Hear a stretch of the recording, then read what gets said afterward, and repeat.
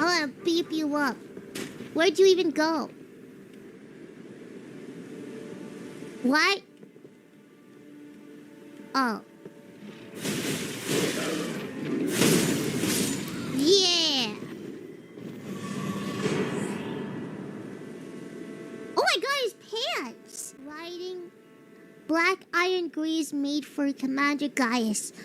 A cruel joke, for he could not wear them. Oh.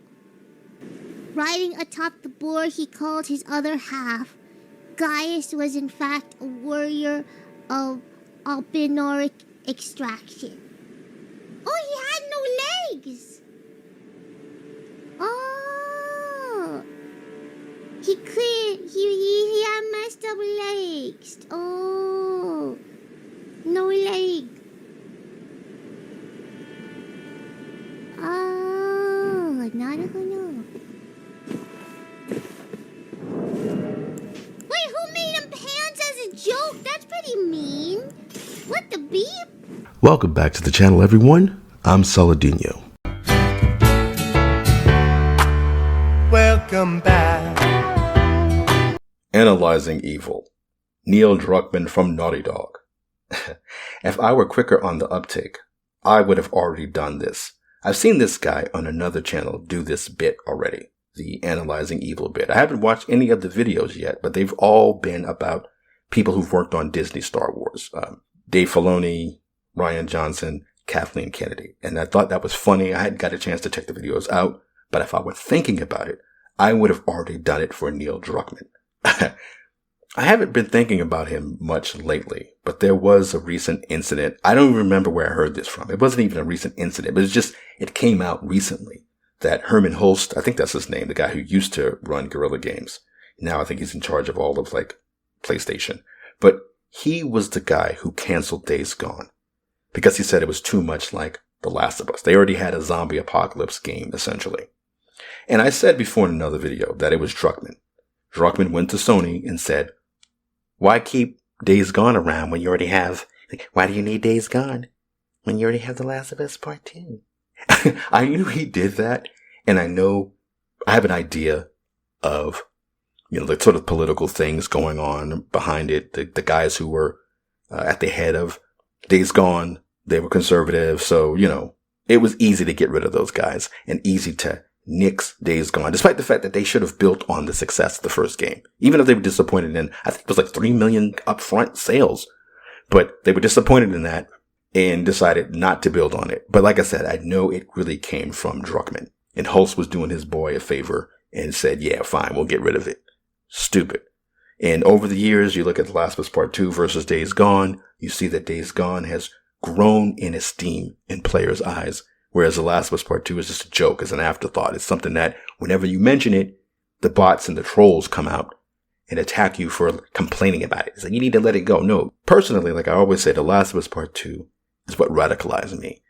And it began the downfall of AAA games. So, yeah, whatever. So speaking of AAA games and the downfall of them, this latest spate of Assassin's Creed Shadows controversies. Well, I say controversies, but I don't think they're really that big of a deal for the mainstream media. I don't think that they really care about this. I've seen them report on the fact that Ubisoft had to apologize to this Japanese historical reenactment group for stealing a couple of their flags for Shadows. Of course they did it. It's not even something that I'm super shocked or outraged about. A lot of the things that people are pointing out with the actual game itself, beyond Yasuke, things like the wrong time to harvest rice and all this stuff, that's at the heart of DEI.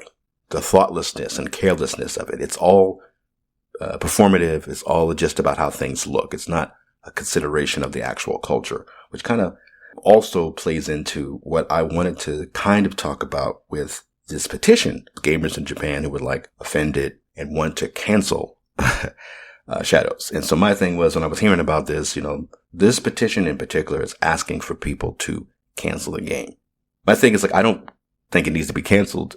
I think it's better for it to be released so that it can fail or not do as well as they would expect, so that we can see that, look, this DEI stuff is not profitable. Now, in the case of Assassin's Creed Shadows, I feel like it's going to do better than something like, well, of course, much better than something like Suicide Squad. Assassin's Creed automatically has a built-in audience the same way that Madden does or Call of Duty. So for me, when I was thinking about, I do want to talk about this petition. I'm not against the existence of the petition, but I do feel like it's one of those things where it's almost like when Az did that rant that I did a video about, and I was saying that he's obviously playing up to his audience, but it was easy to dismiss him. To just say, oh, you're just this, nerd raging out, this neck beard in your basement and all this stuff. You could just dismiss the message because of the way it's being delivered. And it's always funny to me and ironic how they do this thing where they say, oh, it's just trolls, when the trolls are the ones expressing the passion for their hobby.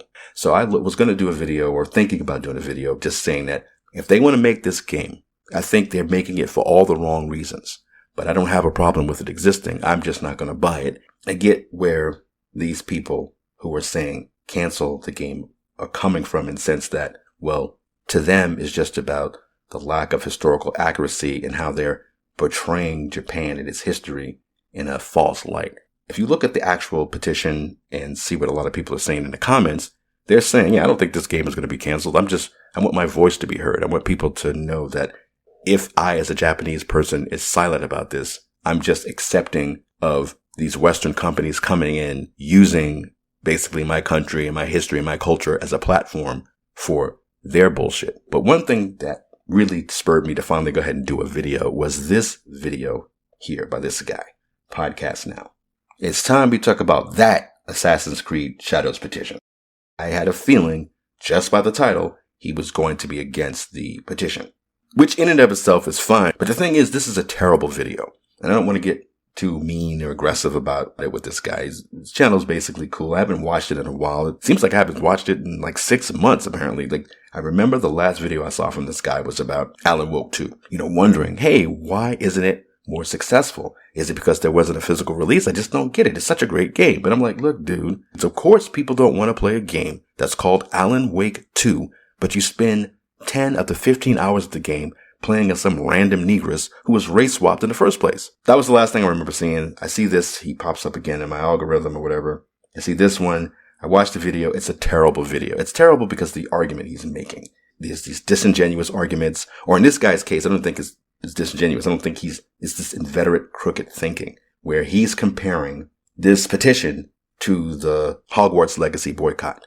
And he's saying it's a double standard to be, on the one hand, talking about canceling Assassin's Creed Shadows, but also defending Hogwarts Legacy. But it's not. Like, I hate how people just look at things on the surface, although this one seems too simple and too obvious of a situation. You don't compare a petition to cancel a game that people are saying you're legitimately hurting our culture to someone saying I'm boycotting Hogwarts Legacy because I don't like the creator's views on transgender women. And not only am I not going to buy Hogwarts Legacy, but I don't want anybody else to do it. And if they do, you're a hateful person. We have the right to harass you and attack you, make lists to harass you and attack you and go after you. That's not the same as somebody saying, hey, I'm making a petition to make my voice be heard, that I want Ubisoft to respect my culture and cancel the game. Like I said, I don't think the game should be canceled. If his argument was just, hey, because he says, I think this is silly, but then he goes on to say it's silly because it's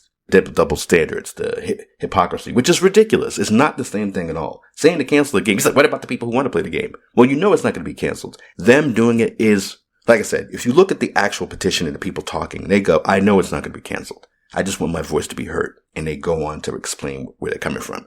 But this guy, and this Podcast Now guy is literally pissed, saying, yeah, I'm sorry, I'm getting a little aggressive, but I really just don't like the fact that, be consistent. I don't want to hear any of you say, when Hogwarts 2 is about to come out, if you wanted to cancel or signed a petition to cancel Shadows, that you all of a sudden are going to now defend Hogwarts Legacy for people trying to cancel it. It's not the same thing. It's not the same argument at all. The people who wanted to boycott, or who was boycotting Hogwarts Legacy, whereas attacking people. They were, and again, it wasn't about the game.